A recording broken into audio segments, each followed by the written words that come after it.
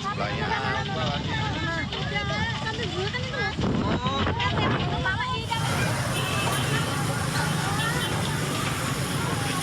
Inilah rekaman video amatir warga, terlihat kobaran api dan asap tebal dari atap sebuah minimarket yang terletak di Jalan Raya Kartini, Kelurahan Margahayu, Kecamatan Bekasi Timur, Kota Bekasi, Jawa Barat.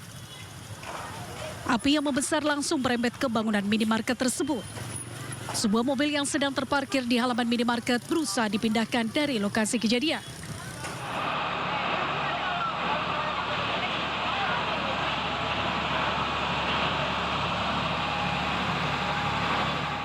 Kebakaran diduga akibat korsleting listrik pada bagian gudang dan merembet pada bagian lainnya. Saat kebakaran terjadi, minimarket masih melayani pembeli. Penggusuran karyawan itu disebabkan oleh gas juga. Jadi dari gudang keluar api, turun ke plafon, jatuh ke bawah, meledak. Unit yang diterjunkan dari Pemkot Bekasi, 3 unit pom air dan 3 unit dari rescue. Alhamdulillah untuk kanan kirinya aman. Sementara itu, untuk mengetahui penyebab pasti kebakaran, pihak kepolisian dari Polres Metro Bekasi Kota langsung melakukan olah TKP dan meminta keterangan sejumlah saksi serta karyawan minimarket. Kasus kebakaran masih dalam penyelidikan petugas Polsek Rawalumbu dan Polres Metro Bekasi Kota. Dari Bekasi, Jawa Barat, Rahmat Hidayat, iNews melaporkan.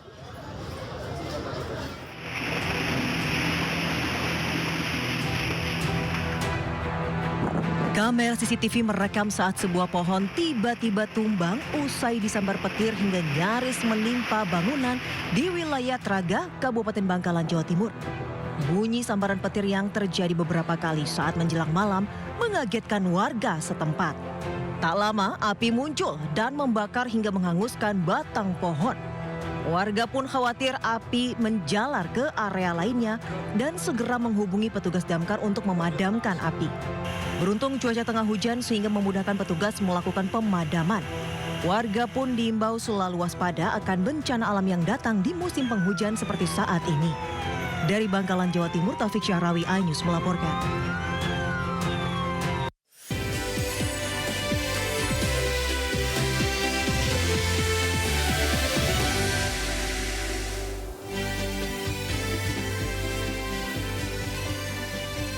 Halo pemirsa, hujan deras yang mengguyur wilayah Sukabumi mengakibatkan banjir yang luar biasa menerjang sejumlah desa. Saking dahsyatnya banjir tersebut, beberapa mobil sampai hanyut terseret arus banjir yang deras. Bersama saya Priska Papilai, Anda menyaksikan Sindo Sore.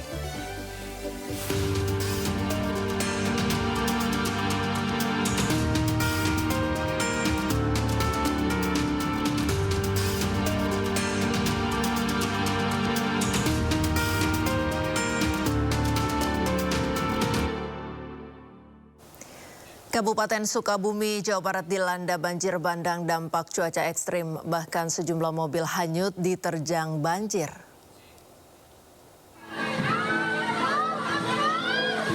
Sejumlah mobil hanyut diterjang banjir bandang yang melanda Kampung Parung Seah, Desa Curug Luhur, Kecamatan Sagaranten.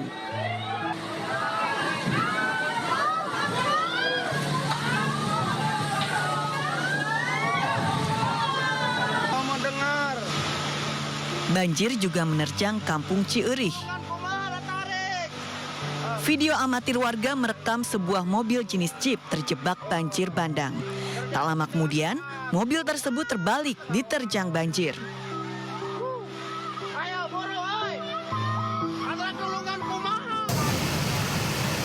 Dari Caikaso, guys.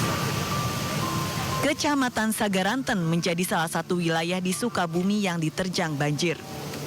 Cuaca ekstrim sejak kemarin akibatkan sejumlah sungai meluap. Aktivitas warga pun terhambat karena bencana ini. BPBD Sukabumi telah berkoordinasi dengan aparat setempat dan warga untuk mendata kerusakan. Tim Liputan iNews melaporkan.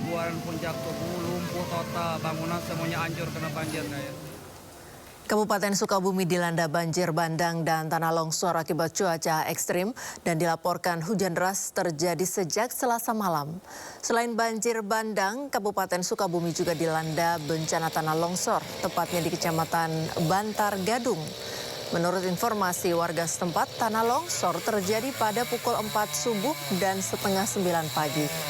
Akibat tanah longsor, akses jalan terputus dan proses evakuasi untuk memindahkan dan membersihkan jalan dari pohon tumbang hingga saat ini masih terus dilakukan.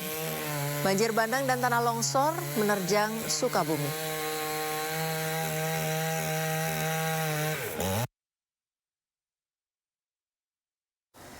Setidaknya 20 kecamatan terdampak bencana banjir, longsor, dan tanah bergerak di Kabupaten Sukabumi, Jawa Barat. BPBD Sukabumi menyebut terdapat 1 korban jiwa akibat tertimbun tanah longsor di Kecamatan Simpenan. Kecamatan yang terdampak tersebar di 27 desa, sementara data ini yang kami terima pada pukul 13 siang ini. Kemudian juga kami juga masih mendata kejadian-kejadian yang paling penting ada 2 ruas jalan provinsi yang hari ini tidak bisa diakses. Kemudian juga jalan nasional sedang ditangani, mudah-mudahan sore ini bisa kembali terbuka di jalur antara Cikebang, Barat di ibu kota. Ini hari ini masih terkena, belum bisa dilalui oleh lalu lintas, tetapi kendaraan roda 2 sudah bisa masuk.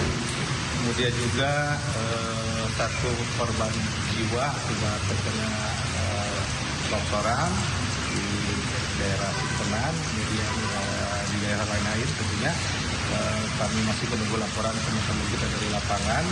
Kemudian di salah satu kecamatan, Kecamatan Cikembar, juga ada kurang lebih 42 mengungsi karena adanya pergerakan tanah yang cukup masif yang terjadi dari malam tadi sehingga tadi siang dialokasi dan hari ini sementara diungsikan di kantor desa. Pak, dari 20 kecamatan yang terdata, mana yang kecamatan yang paling parah kondisinya Pak saat ini? Ada Sagaranten juga, kemudian juga Pabuaran. Sementara Pabuaran kami mendapatkan laporan dari Pak Camatnya baru 70 yang baru terindikasi, tapi kemungkinan bisa bertambah karena memang tadi ada banyak laporan yang tentunya hari ini kondisi airnya masih tinggi sehingga belum data sepenuhnya bisa diambil oleh teman-teman kita di lapangan. Hujan kan masih turun nih Pak, ada himbauan Pak? Ya tentunya melalui dampak, kebetulan kita Kabupaten Sukabumi sudah menetapkan siaga hidrometeorologi dan di 3 hari ke depan perkiraan BMKG curah hujan mungkin akan masih cukup tinggi tentunya. Harap masyarakat, pemerintah kecamatan, pemerintah desa juga menghubungi warganya. Juga apabila yang di wilayahnya dikhawatirkan akan terjadi longsor kemudian ataupun banjir, untuk segera mengambil tindakan sesuai dengan edaran yang sudah diberikan Pak Bupati sebelumnya pada saat penetapan siaga hidrometeorologi. Banjir bandang akibat luapan Sungai Cikaso juga menerjang Kabupaten Cireu, Kecamatan Sagaranten, Sukabumi, Jawa Barat. Sebuah mobil yang nekat menerabas terseret arus banjir bandang. Kencang mobil ya, tarik. Hati-hati. Tarik kita cait euy. Tengah waro dah. Tarik cait tengah waro. Video amatir warga merekam detik-detik sebuah mobil jenis Jeep yang nekat menerabas banjir bandang di Kampung Ciceri, Kecamatan Sagaranten, Sukabumi, Jawa Barat.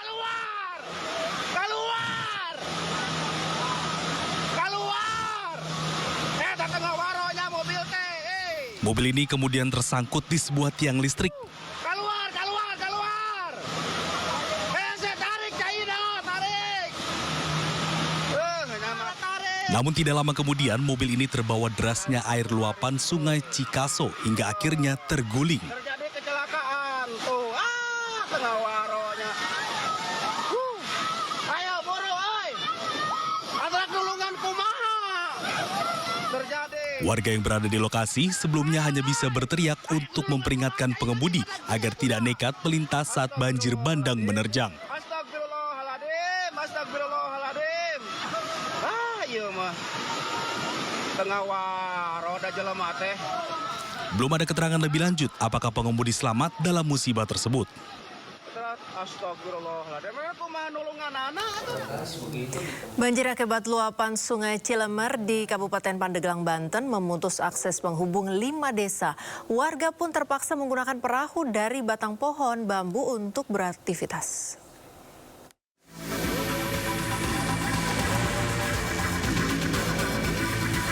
Banjir yang melanda membuat akses jalan penghubung antar desa di Kecamatan Patia, Kabupaten Pandeglang terputus.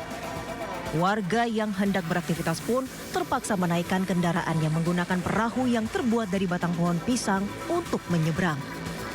Banjir terjadi akibat intensitas hujan tinggi yang terjadi beberapa hari terakhir hingga membuat Sungai Cilemer meluap. Banjir juga menyebabkan akses yang menghubungkan 5 desa terputus.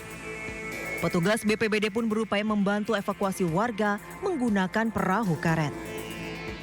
Ya, banjir ini disebabkan oleh luapan air Cilemer yang dikarenakan kurangnya hujan benar-benar lebat. Ya, kita di sini untuk memantau, untuk mengevakuasi warga. Ketinggian air sekitar 80 cm-an. Petugas mengimbau masyarakat tetap waspada mengingat curah hujan masih tinggi. Dari Pandeglang, Banten, Iskandar Nasution, iNews melaporkan. Pemirsa, waspada cuaca buruk di Jakarta sejak awal pekan dilanda hujan disertai angin kencang. Akibatnya pohon setinggi 10 meter di Jalan Guru Majid, Jakarta Barat tumbang.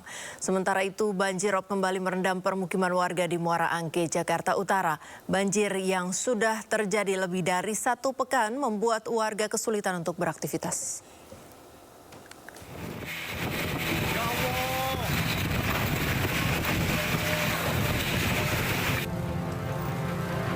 Angin kencang yang terjadi di Jakarta menumbangkan sebuah pohon waru setinggi 10 meter hingga tidak bisa dilalui kendaraan. Batang pohon yang tumbang juga menimpa kabel penerangan jalan umum. Petugas gabungan dari PPSU Pertamanan, Pemadam Kebakaran serta BPBD Jakarta Barat langsung melakukan pemotongan batang pohon besar ini untuk mengurai kemacetan. Ini merupakan pohon keempat yang tumbang di sekitar lokasi dalam minggu ini, selain karena angin kencang, diduga karena usia pohon yang sudah tua. Sementara itu, banjirop kembali merendam pemukiman warga di Muara Angke Pluit, Penjaringan, Jakarta Utara. Ketinggian air 40 cm yang sudah terjadi lebih dari seminggu mengganggu aktivitas warga. 150 kepala keluarga dengan 200 jiwa yang terdampak banjirop, sebagian warga memilih untuk mengungsi karena banjir akan surut di sore hari dan kembali tinggi di pagi hari. Sebelumnya, BPBD Jakarta memberikan peringatan waspada akan adanya banjir di pesisir utara Jakarta hingga 6 Desember 2024. Tim Liputan iNews melaporkan. Akibat cuaca buruk di perairan Selat Sunda membuat pelayaran kapal di Pelabuhan Bakauheni, Lampung terhambat. Para sopir truk dan pengguna jasa bahkan harus mengantre lebih dari 12 jam di kantung parkir dermaga. Kendaraan yang hendak menyeberang ke Pulau Jawa menumpuk di 7 dermaga Pelabuhan Bakauheni, Lampung. Penumpukan truk akibat cuaca buruk di perairan Selat Sunda dengan kecepatan angin mencapai 20 knot yang menyebabkan gelombang setinggi 2 meter. Cuaca buruk ini sudah terjadi sejak hari Minggu kemarin dan semakin parah hingga pelayaran sempat dihentikan. Saat ini ada 7 dermaga dan 28 kapal ro-ro yang beroperasi. Namun akibat kendala cuaca buruk, banyak kapal yang masih kesulitan untuk berlayar. Kendala ini juga dirasakan penumpang seperti para sopir yang telah mengantre hingga 12 jam lebih dan harus mengeluarkan uang tambahan untuk menunggu keberangkatan kapal. Dari pagi kok, Pak. Dari pagi? Dari pagi. Dari jam berapa kira-kira, Pak? Jam 7. Jam 7. Apa katanya ini? Ombak gede. Ombaknya gede. Ini kita bawa apa nih, Pak? Jengkol, Pak. Bawa jengkol. Cuaca buruk. Cuaca Kapalnya buruk. nggak pada bisa nyandar. Masih ada yang operasi nggak sih? Masih sebagian, cuma ya nggak semuanya kayaknya. Ini muat apa, Bang? Pisang, Bos. Pisang. Terus udah nunggu berapa jam gini, terus pisangnya nanti kayak mana ini? Tahu lah, busuk kali. Udah pada matang kali yang di bawah. Meski pelabuhan Merak, Banten sudah dibuka, namun antrean ratusan kendaraan masih terjadi pada Rabu pagi. Sejumlah awak truk pun mengeluh karena sudah menunggu selama 10 jam.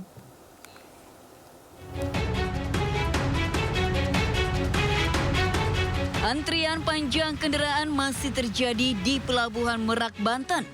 Ratusan truk menunggu untuk masuk kapal. Sementara petugas di Pelabuhan ASDP Merak harus berhati-hati saat aktivitas bongkar muat karena cuaca masih berangin kencang dan hujan. Kondisi antrian yang cukup lama ini menyebabkan sejumlah pengemudi mengeluh. Mereka harus antri selama lebih dari 10 jam untuk sampai ke dalam kapal. Jika cuaca normal, mereka hanya menunggu 2 hingga 3 jam saja. Mereka pun khawatir barang bawaan mereka rusak akibat terlalu lama mengantri. Kita 3 jaman, ini lebih bisa sampai 10 jam, 11 jaman. Biasanya kalau normalnya 3 jam. 3 jaman paling sini. Ini antrean penyebabnya apa sih Pak? Cuaca buruk. Sebelumnya, pihak ASDP sempat menutup Pelabuhan Merak, Banten karena cuaca ekstrim di Selat Sunda. Para pengemudi truk berharap cuaca segera normal sebelum larangan angkutan barang pada musim libur Natal dan Tahun Baru. Dari Cilegon, Banten, Iskandar Nasution, iNews melaporkan. Berapa banyak wilayah yang terdampak cuaca ekstrim akhir-akhir ini di Indonesia dan sampai kapan akan terjadi? Untuk mengulasnya kami sudah bersama Direktur Meteorologi Publik BMKG Andri Ramdhani. Selamat sore Pak Andri. Selamat sore Mbak Priska. Iya, Bapak ini sampai kapan kira-kira cuaca buruk masih akan berlangsung? Baik, cuaca atau potensi cuaca buruk ini kami prediksikan tentunya ini sepanjang bulan Desember ini hingga akhir tahun, bahwasanya ini mulai memasuki musim penghujan dan ini cukup merata nanti untuk wilayah Indonesia. Bahkan di beberapa wilayah ini berlangsung hingga Januari dan Februari di 2025. Demikian Mbak Friska. Baik Bapak, ini kalau lihat ada di Sukabumi, tadi juga ada tayangannya di Pandeglang, Jakarta juga kami merasa cuaca cukup ekstrim karena angin cukup kencang, kemudian hujan begitu tiba-tiba datang dan pergi, hujannya juga cukup kencang. Apa yang perlu diantisipasi Pak di daerah-daerah yang mengalami cuaca buruk? Baik, mungkin saya sampaikan dulu, kita sampaikan untuk prediksi sepekan ke depan ya. Ini potensi cuaca ini di beberapa wilayah masih terus berlangsung. Yang itu tadi ya, kadang melemah, nanti juga beberapa hari kemudian juga menguat kembali. Paling tidak ini kita sudah mulai memasuki musim hujan, sehingga perlu kewaspadaan, kesiapsiagaan masyarakat dalam menghadapi potensi cuaca ekstrim. Ada beberapa penyebab yang saat ini sedang aktif fenomena atmosfer khususnya di wilayah barat, selatan, dan tengah Indonesia. Nah ini yang sepekan ke depan perlu diwaspadai, yaitu di wilayah barat, selatan, dan tengah Indonesia. Karena beberapa fenomena atmosfer saat ini sedang aktif di wilayah tersebut, sehingga tadi meningkatkan potensi cuaca ekstrim. Nah, ada beberapa wilayah di Sumatera, Jawa, Kalimantan, hingga Sulawesi ya, memiliki risiko besar terhadap curah hujan yang tinggi yang dapat menyebabkan banjir di situ, genangan air ataupun tanah longsor di daerah rawan. Dan tentu satu hal juga perlu diperhatikan adalah potensi adanya hujan lebat pada daerah aliran sungai di sekitar gunung berapi yang saat ini sedang aktif ya, misalkan di Lowotobi, juga di beberapa misalkan di Sumatera Barat ya, Marapi. Ini karena potensi banjir lahar hujan yang dapat ditimbulkan dari aktivitas tersebut. Demikian Mbak Friska. Baik, Pak Andri, kalau kalau saya boleh bertanya lagi, ini daerah mana tepatnya yang perlu waspada, Pak, terhadap cuaca buruk? Kota mana atau provinsi mana begitu di Indonesia yang mungkin perlu betul-betul waspada? Tadi saya sampaikan ya, di hampir kita dari Sumatera dulu mungkin ya, dari Sumatera, hampir semua provinsi di Sumatera ini perlu diwaspadai, utamanya adalah mungkin di Bengkulu, Sumatera Barat. Lalu juga potensi angin kencang masih tetap ada, yang untuk di Lampung ya, penyeberangan Merak Bakauheni juga masih perlu diwaspadai. Kemudian juga di wilayah Jawa, di Jawa bagian barat hingga timur hampir dominan ini perlu diwaspadai karena MCO masih aktif di Indonesia bagian barat dan tengah ya, sehingga ini perlu diwaspadai. Kalimantan pun juga demikian. Jadi mungkin di Sumatera, Jawa dan Kalimantan ya, antara barat dan tengah. Baik. Yang perlu diwaspadai. Ya, untuk daerah timur Indonesia cenderung aman? Cenderung lebih kondusif dibandingkan daerah bagian barat dan tengah tadi yang sampaikan. Ya, tapi tentunya ini kan cuaca sangat dinamis ya. BMKG terus memantau perkembangan. Perlu saya tekankan kembali, ini mungkin akan terus menguat potensinya hingga menjelang periode Nataru.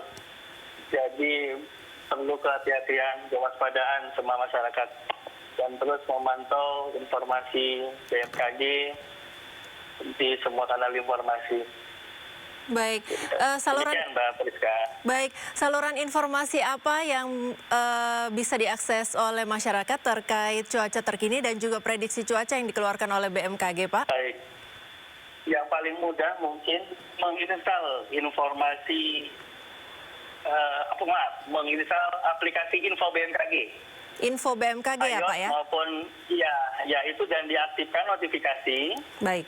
Jadi ketika kita berada di wilayah provinsi tertentu, itu dia akan memberikan notifikasi adanya potensi cuaca ekstrim hingga level kecamatan 2 atau 3 jam sebelum.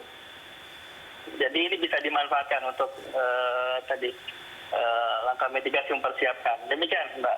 Baik, terima kasih Pak Andri Ramdhani, Direktur Meteorologi Publik BMKG sudah bersama kami di Dialog Sore hari ini. Selamat bertugas kembali, Pak. Salam sehat. Salam sehat, terima kasih. Selamat sore. Selamat sore, Bapak. Kita ke informasi berikutnya, pemirsa. Penceramah Gus Miftah menuai kritik usai ceramahnya viral di media sosial. Pendakwa yang juga utusan khusus Presiden Prabowo Subianto itu mengolok-olok penjual es teh dan membuat warganet geram. Masih, yo kono didol kok. Inilah potongan viral pernyataan Gus Miftah dalam ceramahnya yang membuat warganet geram. Peristiwa ini terjadi saat Gus Miftah mengisi acara sholawat di Magelang, Jawa Tengah beberapa waktu lalu.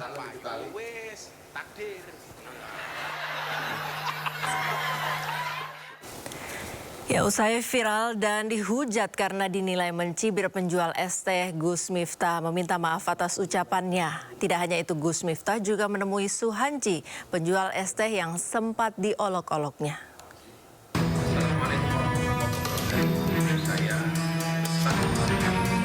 Miftah Maulana Habibur Rahman atau yang lebih dikenal dengan sebutan Gus Miftah meminta maaf atas pernyataannya kepada penjual es teh.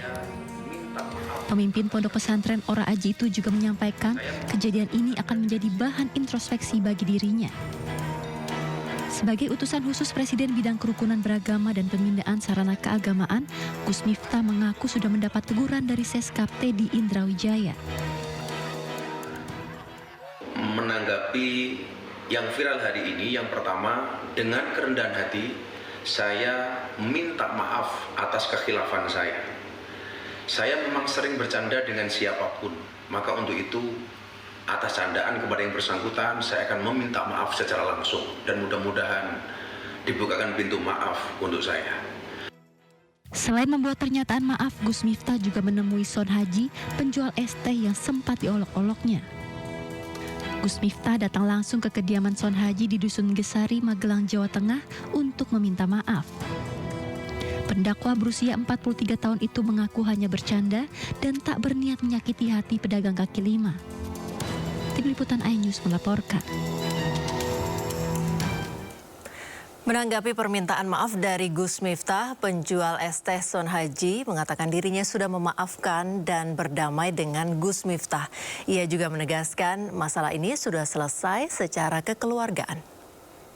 Kami sudah saling memaafkan dan perkara ini sudah selesai secara kekeluargaan. Secara pribadi saya pukul 7 kami cukup tatap muka dan saling memaafkan, dan kami sudah memaafkan dan Gus Miftah juga telah berjanji dengan Regolino ampun saling memaafkan. Itu aja, saya tidak akan melibatkan masyarakat kepada seluruh masyarakat dan bertandakan masalah ini karena masalah ini sudah selesai secara kekeluargaan. Pribadi saya dan Gus Miftah sudah tatap muka secara waktu itu aja, saya tidak akan memperpanjang masalah ini karena saya. Pemirsa, tindakan kontroversial yang dilakukan oleh Gus Miftah juga turut mengundang perhatian Presiden Prabowo Subianto. Kepala Komunikasi Presiden Hasan Nasbi menyebutkan bahwa Presiden sudah memberikan teguran terhadap Gus Miftah untuk meminta maaf kepada Son Haji. Hasan Nasbi juga menyebut bahwa Presiden Prabowo sangat menghormati dan menjunjung tinggi adab terhadap siapapun. Ditekankan di sini bahwa Presiden Prabowo Subianto sangat menghormati dan menjunjung tinggi adab terhadap siapapun, ya, terhadap rakyat kecil, terhadap pedagang kaki lima, terhadap nelayan, terhadap petani, terhadap siapapun, melalui Sekretaris Kabinet untuk segera meminta maaf kepada Bapak Son Haji yang mungkin saja dan sangat mungkin terluka perasaannya karena kejadian kemarin. Jadi kami juga sudah mendapatkan informasi, Bapak Presiden juga sudah mendapatkan informasi, utusan khusus Presiden sudah mendatangi Bapak Son Haji secara langsung ke Desa Banyusari, Kecamatan Gerabak, Kabupaten Magelang, untuk menyampaikan permintaan maaf secara langsung. Dan kami semua, tidak hanya utusan khusus Presiden, mengambil pelajaran yang sangat berharga dari kejadian ini. Bahwa kita memang harus hati-hati dalam mengeluarkan pernyataan, dalam menjaga sikap, apalagi terhadap rakyat kecil yang sedang berjuang, yang sedang memeras keringat untuk memenuhi kehidupan mereka. Di saat ramai viral Gus Miftah, Ustadz Abdul Somad justru berbuat sebaliknya. UAS membeli dari pedagang es teh yang berjualan di pengajiannya dan mendoakan para pedagang agar lebih banyak rezekinya. Berdagang saat tabligh akbar boleh, kalau tak boleh mana boleh kakak jual es, ya kak? Boleh, mainkan kak terus, tambah lagi. Berapa harga esnya satu kak? 5.000. 1, 2, 3. Kakak pilih siapa yang kakak mau kasih, ku bayar dari sini.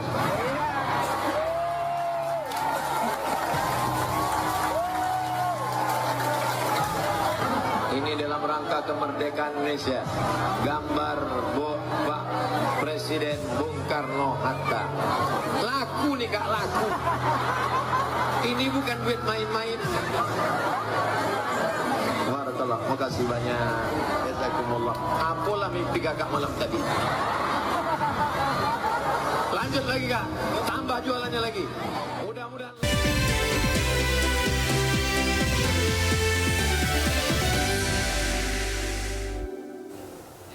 Sosok Miftah Maulana Habibur Rahman atau lebih akrab disapa Gus Miftah sudah tidak asing lagi di mata masyarakat.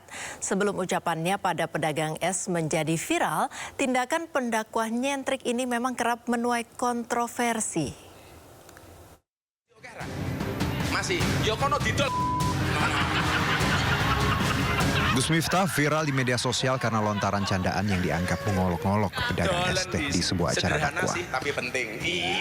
Meski telah meminta maaf atas ucapannya, pendakwa sekaligus utusan khusus Presiden bidang kerukunan beragama tersebut ramai dihujat warganet. Gus Miftah memang dikenal sebagai ulama bergaya nyentrik. Ia juga kerap terlihat dalam lingkungan pergaulan pejabat dan selebritas. Gus Miftah mulai dikenal masyarakat luas setelah berdakwah di sebuah klub malam di Bali pada 2018 lalu. Pada 2021, ia kembali mengundang kontroversi usai berorasi di peresmian gereja Bethel, Indonesia. Tak sampai di situ, tahun 2022, Gus Miftah menggelar pertunjukan wayang di pondok pesantren. Tindakannya ini diduga untuk menyindir Ustadz Khalid Basalamah yang menyebut wayang haram. Gus Miftah juga pernah viral karena menoyor kepala sang istri, Ning Astuti, saat menyaksikan sebuah konser. Utusan khusus Presiden bidang kerukunan beragama dan pembinaan sarana keagamaan Miftah Maulana Habibur Rahman atau yang akrab disapa Gus Miftah menuai kritik publik. Dalam sebuah video ia dinilai menghina pedagang es teh yang berjualan di antara para penonton dalam sebuah acara pengajian.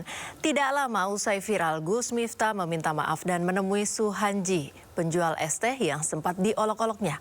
Dan untuk membahas ini sudah bersama kami Wasekjen Majelis Ulama Indonesia atau MUI, Bapak M. Ihsan Abdullah.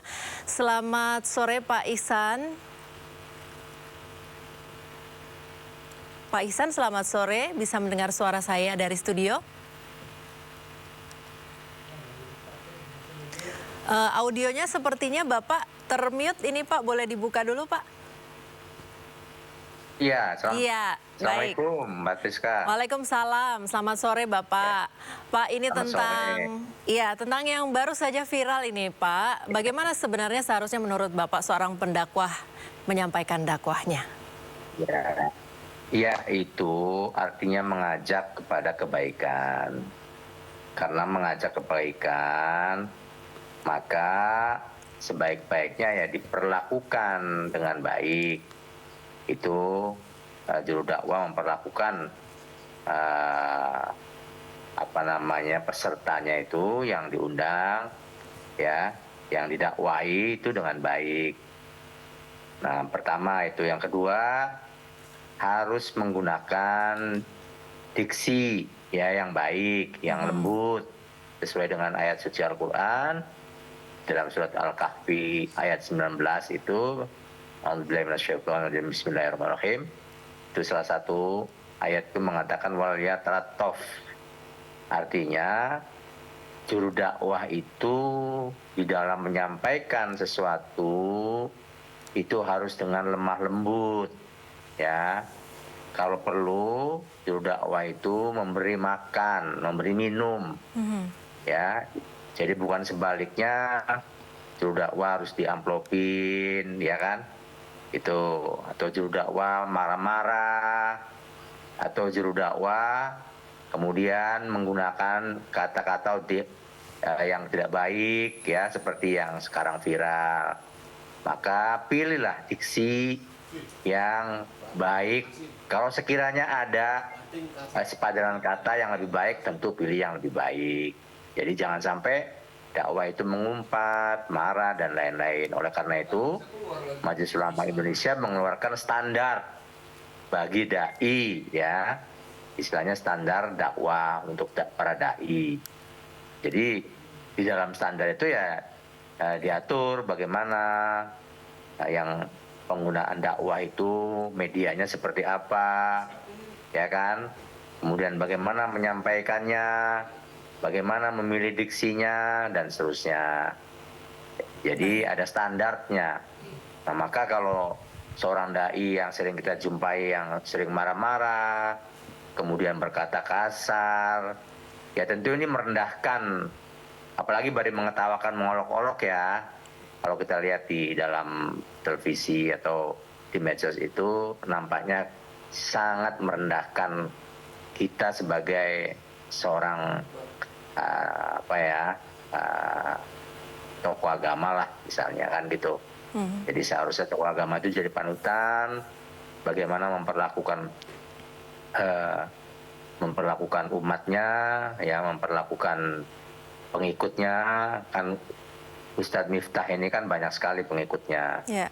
Nah, seharusnya kan ya bagaimana dia itu memperlakukan pengikutnya dengan baik, kan begitu ya? Ya. Kalau misalnya menyampaikannya dengan lembut, sebagaimana tuntunan Al-Quran, kan begitu? Nah, ini mungkin slip atau bagaimana ya, atau memang karakter aslinya saya juga kurang paham, sehingga kata-kata yang seharusnya tidak pantas disampaikan itu ya itu meluncur, kan begitu ya? Iya. Nah, jadi mudah-mudahan ini menjadi hikmah bagi beliau ke depan, jangan sampai berdakwah itu menggunakan kata-kata yang tidak baik, tidak pantas. Ya kan, apalagi ya yang didakwai atau yang dikenakan kata-kata tadi yang tidak baik itu adalah pedagang. Pedagang kaki lima itu orang-orang yang hebat, tangguh, kuat. Dia tidak pernah minta bantuan siapapun. Tetap dia berjualan. Jangankan panas, hujan, ya kan? Sakit pun dia harus jalan karena untuk mencari nafkah, gitu loh. Ya. Nah, jadi jangan sampai seorang yang kuat itu, seorang hebat itu kemudian di depan umum dikata-katakan seperti itu. Itu kan kelihatan sekali ya, menistakan seseorang di depan umum. Apalagi kan begitu ya. Ya. Walaupun itu candaan, saya kira tidak tepat lah ya. Jadi ini mungkin harus menjadi hikmah buat semua saja juru dakwah ya, agar tidak sekali-sekali menggunakan kata-kata yang tidak baik ya. Apalagi kasar gitu kan. Tadi tuntunan Al-Quran jelas dalam surat Al-Kahfi ayat 19, gunakan kata-kata yang lemah lembut, yang lembut. Kalau perlu orang dakwah itu ngajak supaya happy, ngasih makan, ngasih minum, nah itu. Gitu loh Mbak. Baik Pak, Bapak ini Bapak tadi sempat menyinggung juga bahwa pendakwa itu harus lemah lembut, berbicara dengan baik, memilih kata-kata yang baik, apalagi pendakwah yang pengikutnya banyak. Tapi ini kontroversinya bukan hanya satu kali Pak, sudah berkali-kali begitu. Apakah minta maaf saja cukup? Ini kan sudah minta maaf, sudah datang ke pedagang es tehnya langsung. Tapi menurut Bapak dengan banyaknya pengikut, kemudian namanya cukup dikenal, cukupkah minta maaf mengingat track recordnya sudah berkali-kali kontroversi gitu Pak? Ya kalau permohonan maaf itu bagus ya. Kemudian saya juga lihat Pak Son Haji sudah memaafkan. Tetapi kan sanksi sosial itu kan akan diberikan oleh masyarakat dan pengikutnya, kan begitu. Nantilah lihat ke depan bagaimana reaksi dari pengikutnya, apakah masih diikuti orang sosok seperti Gus Miftah, apakah akan ditinggalkan oleh pengikutnya. Tentu juga ini menjadi muhasabah atau introspeksi diri bagi Gus Miftah. Ya mungkin ke depan dia harus lebih wise, lebih arif, lebih soft dalam berdakwah, ya kan, dan lebih lembut itu dalam memilih kata-kata atau diksi ya, sehingga orang nyaman lah, jangan sampai orang seperti diperlakukan tidak pantas di depan umum, dan dia bukan orang yang sepantasnya diperlakukan seperti itu ya. Nah itu bahkan kalau kita mau membantu mereka justru, nah coba lihat ini, kan ketawa-ketawa nih seperti ini kan. Kalau mau membantu justru ya harus dilakukan bagaimana menyantuni permodalannya misalnya kan, itu juga bagian dari dakwah ya, dan seterusnya. Atau mengajak umatnya, pengikutnya, ayo kita beli ini barang jajannya Pak Son Haji, barang minumannya, supaya laris, supaya beliau bisa bawa pulang rezeki buat anak istrinya, kan begitu. Itu lebih kena, saya kira lebih diikuti oleh pengikutnya, kan begitu. Ya. Nah, jangan malah sebaliknya gitu kan. Nah, tapi itu tadi Mbak, kalau yang namanya maaf ya wajib hukumnya. Gus Miftah sudah menyampaikan, tetapi kemudian juga diterima maafnya, ya saya kira hubungan silaturahim ya sudah cukup terjaga. Namun sanksi berikutnya apakah tadi dikembalikan kepada masyarakat ya, apakah ini kemudian pengikutnya masih terus mengikuti ataukah ini menjadi koreksi ya atau muhasabah bagi Gus Miftah untuk kedepannya.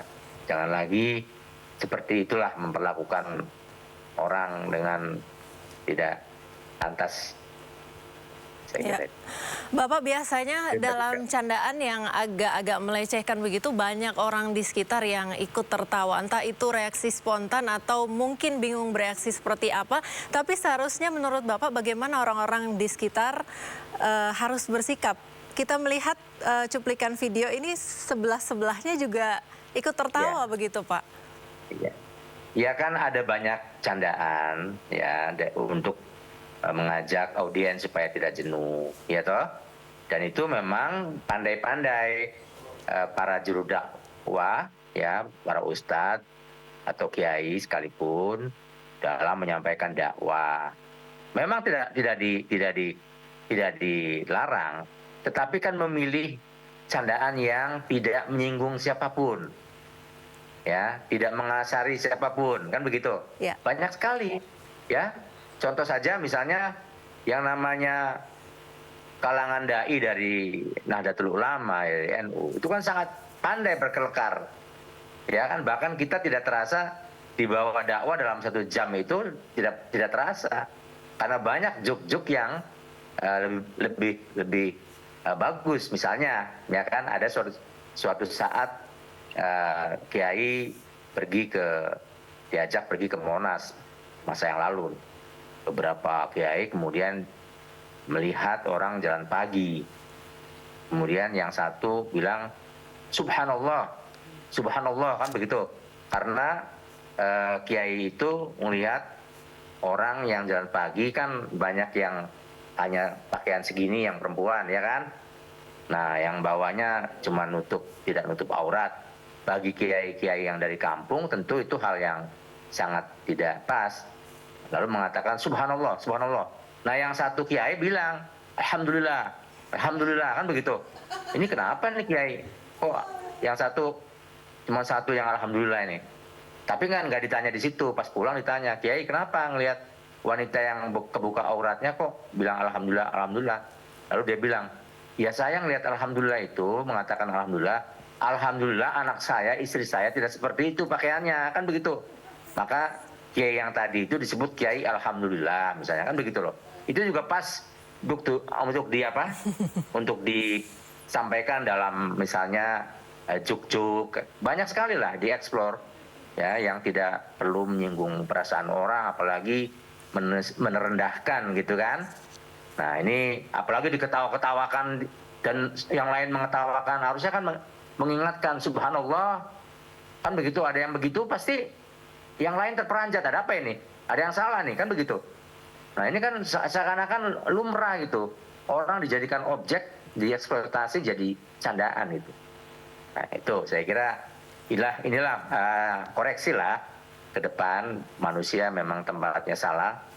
Al-insanu ma'al khata', tapi juga kita harus bermuhasabah untuk ke depan agar lebih baik.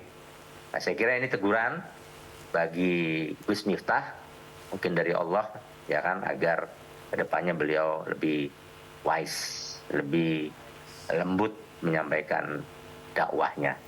Saya yang pengikutnya nanti malah bingung, oh kiai saya, ustadz saya seperti ini, kan begitu.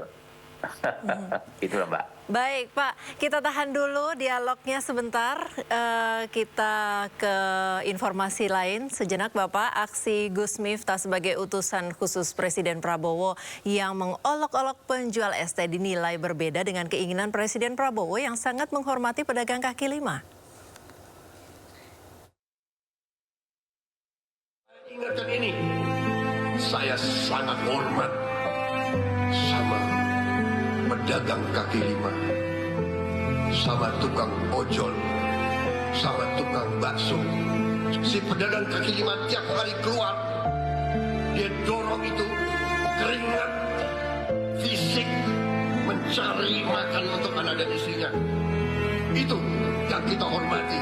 Mereka mulia, mereka jujur, mereka halal. Ya, masih bersama kami Pak Iksan. Ya. Ya, Pak Iksan, pertanyaan terakhir Pak, ini bagaimana kalau seorang pendakwah kemudian harus bersikap dan bagaimana kontrolnya untuk memastikan para pendakwah ini menjadi contoh begitu dan menyampaikan hal-hal baik kepada para pengikutnya? Ya, saya kira memang tadi saya sampaikan bahwa di Majelis Ulama Indonesia ada standar untuk dai atau dai yang berstandar. Di Kementerian Agama ada dai yang bersertifikasi, ya kan? Intinya sama lah ya, artinya untuk menyamakan cara-cara berdakwah, kan begitu. Nah, ini kan persoalannya saya kira Gus Miftah sudah kampiun lah dalam menyampaikan ini semua, ya kan? Tetapi tadi bisa saja di sekitarnya itu loh, ya, tidak mengingatkan atau malah membuat orang yang sedang dikerumuni banyak orang lalu lupa jati dirinya bahwa beliau adalah seorang panutan. Nah itu, jadi ini saya kira penting untuk mengendalikan emosi sehingga dia lebih memilih diksi ya yang pas atau bisa memilih kata-kata yang baik, kan begitu. Misalnya ya tadi yang saya sampaikan, hadirin, jamaah, ini tolong dibeli nih barangnya Pak Sonaji supaya beliau lebih cepat pulang, ditunggu anak-anaknya. Pasti berebut itu, ya kan? Dan Gus Miftah luar biasa itu, pasti mendapatkan nama yang luar biasa, makin banyak pengikutnya. Nah, ketimbang seperti ini misalnya, kita lihat ya, dengan senang hati, dengan ketawa-ketawa, merendahkan orang, dan disambut oleh jamaahnya juga ketawa. Nah, kita membayangkan bagaimana tuh perasaannya Pak Son Haji ya, yang beliau mungkin bingung, saya salah apa?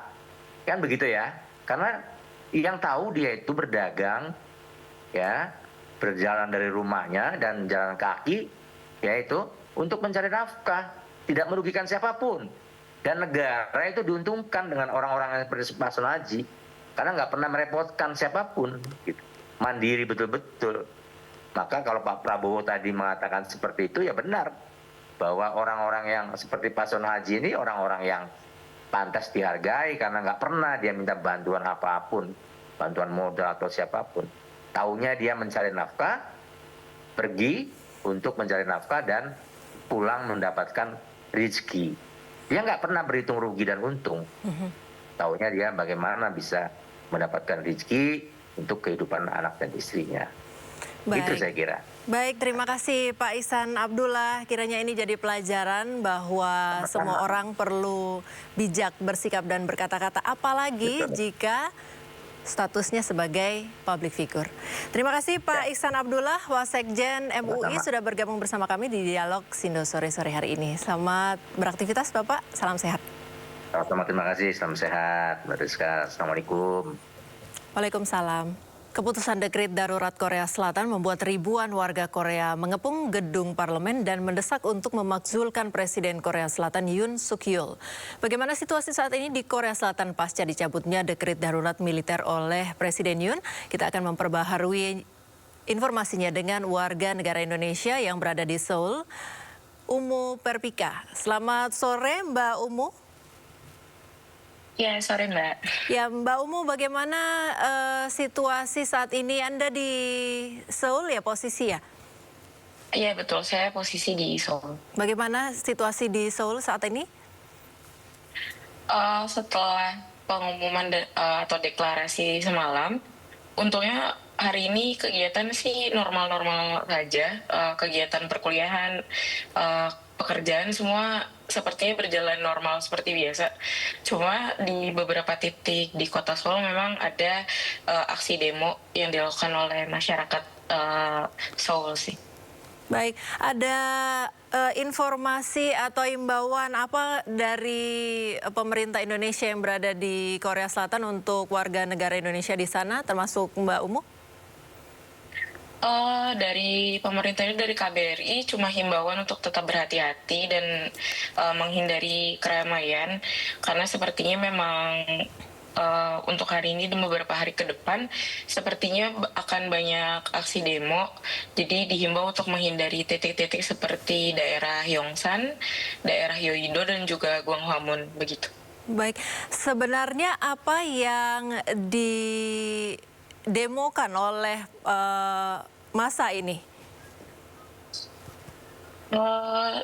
Yang untuk hari ini mungkin karena deklarasi dari Presiden Yoon Suk Yeol yang secara tiba-tiba mendeklarasikan emergency situation dan menurut berita-berita yang tersebar di media Korea, deklarasi itu tidak ada konsultasi dengan petinggi-petinggi negara yang lainnya begitu. Lalu kondisi darurat militer itu sebenarnya apa pemicunya diberlakukan oleh atau diumumkan oleh Presiden? Kalau yang saya lihat dari video Presiden Yoon Suk Yeol sendiri, memang statementnya adalah karena adanya ancaman yang terus-menerus sepertinya dari Korea Utara yang dianggap ingin menjatuhkan Presiden Yoon Suk Yeol sendiri, dan juga ada gerakan anti pemerintah begitu. Jadi yang bisa saya tangkap sih begitu dari pidatonya Presiden Korea. Cuma yang saya baca juga dari berita-berita terkait, ini juga terkait dengan isu pemakzulan Presiden Yoon Suk Yeol begitu. Baik, bentuk ancaman seperti apa yang sebenarnya dikhawatirkan begitu, dan apakah warga Korea Selatan sendiri, terutama di Seoul tempat Anda saat ini berada, juga merasakan ancaman-ancaman tertentu begitu? Untuk ancaman sebetulnya memang akhir-akhir ini banyak kiriman balon sampah dari pihak Korea Utara. Cuma untuk sampai deklarasi situasi emergensi itu untuk warga Korea sendiri agak cukup mengagetkan, karena biasanya untuk situasi emergensi atau situasi darurat di Korea itu mendapatkan SMS atau alert dari pemerintah yang langsung masuk ke HP atau alat telekomunikasi masyarakat gitu. Sedangkan untuk semalam itu tidak ada pengumuman atau alarm sebagainya ke masyarakat gitu. Biasanya kalau menerima alert begitu, apa isinya dan apa imbauan di sana? Ya biasanya sebagai contoh, misalnya ada balon sampah, itu masyarakat diminta untuk berhati-hati karena ada balon sampah yang dikirimkan dari Korea Utara dan dikhawatirkan mengenai masyarakat gitu, bisa melukai seperti itu, atau ada isinya hal-hal yang biohazard, ditakutkan seperti itu. Cuma untuk situasi kemarin memang tidak ada alarm apa-apa, jadi masyarakat pun kebingungan ini berita macam ada apa begitu ya, sehingga tiba-tiba darurat militer, pernyataan darurat militer keluar gitu. Betul. Baik, lalu Anda sendiri dengan teman-teman WNI yang ada di Seoul dan sekitarnya mungkin saling kenal di kota-kota lain, apa yang melakukan antisipasi apa demi keamanan bersama? Ya, untuk kami sendiri, terutama mahasiswa, saya sebagai ketua PPI ini sedang mencoba untuk kontak dengan penanggung jawab mahasiswa di tiap kampus untuk mendata teman-teman jika misalnya ada perubahan situasi dari pemerintah begitu. Baik, sejauh ini masih baru segitu aja. Ya, tapi jalur komunikasi semuanya lancar ya? Iya, untungnya sampai sekarang komunikasi semua lancar, internet dan juga yang lainnya itu masih berjalan normal. Baik, terima kasih Mbak Umu Perpika dari WNI dari Seoul, Korea Selatan sudah bergabung bersama kami di Sindo sore hari ini. Semoga aman semua WNI di sana termasuk Mbak, dan selamat beraktivitas. Ya, terima kasih. Beralih ke informasi lain, pemirsa, Komisi Pemberantasan Korupsi KPK telah resmi menetapkan 3 tersangka kasus dugaan korupsi di Pemkot Pekanbaru Riau. Ketiga tersangka antara lain PJ Wali Kota Risnandar Mahiwa, Sekda Pekanbaru, Indra Pominasution, serta pelaksana tugas Kabak Umum STDA Kota Pekanbaru Novin Karmila. Ketiga tersangka tertangkap melalui operasi tangkap tangan KPK di lingkup pemerintahan Kota Pekanbaru Riau. Ketiganya diduga terlibat dalam tindak pidana korupsi berupa pemotongan anggaran ganti uang di bagian Sekretariat Daerah Pekanbaru sejak Juli 2024. Dari OTT yang dilakukan dan turut diamankan uang sejumlah 6,8 miliar rupiah. Jurnalis sekalian,